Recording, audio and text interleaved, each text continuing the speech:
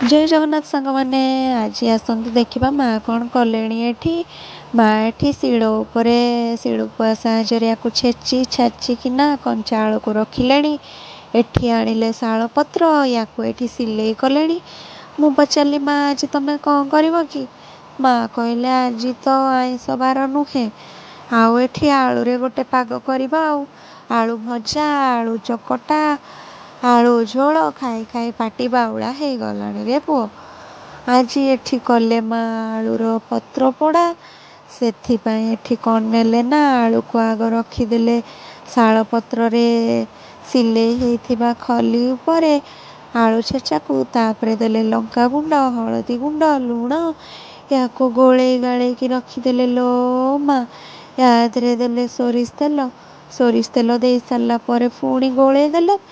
ଗୋଳେଇ ସାରିଲା ପରେ ୟାକୁ କ'ଣ କରିବେ ମୁଁ ପଚାରିଲି। କହିଲେ, ତୁ ଦେଖେ ତ ମୁଁ କ'ଣ କରୁଛି। ମୁଁ କହିଲି, ହଉ କର, ତମେ ଯାହା କରିବା କଥା କର। ତାପରେ ମା ୟାକୁ ପୁଣି ଫୋଲ୍ଡ କରିଦେଲେଣି। ୟାକୁ ମୋଡ଼ି ମାଡ଼ି ପୁଣି ପିଞ୍ଚ ସାହାଯ୍ୟରେ ସିଲେଇ କରିନେଲେ।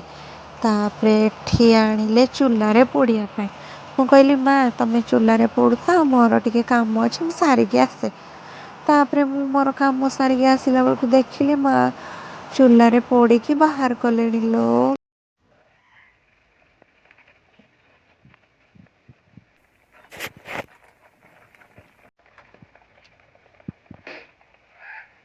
ମା ତାପରେ ବାହାର କରିସାରି କହୁଛନ୍ତି, ଆସେ ଦେଖିବୁ, ଖାଇବୁ, କେମିତି ଲାଗୁଛି କହିବୁ। ତାପରେ ଏଠି ମା ରୁମ୍କୁ ନେଇକି ବାହାର କଲେ। ତାପରେ ଆମେ ଏଠି ଖାଇବା ପାଇଁ ସବୁ ବସି ପଡ଼ିଲୁ ଆଉ। ପଖାଳ ଭାତ ସାଙ୍ଗରେ ଖୁସିରେ ଖାଇଲୁ। ଜୟ ଜଗନ୍ନାଥ, ଧନ୍ୟବାଦ।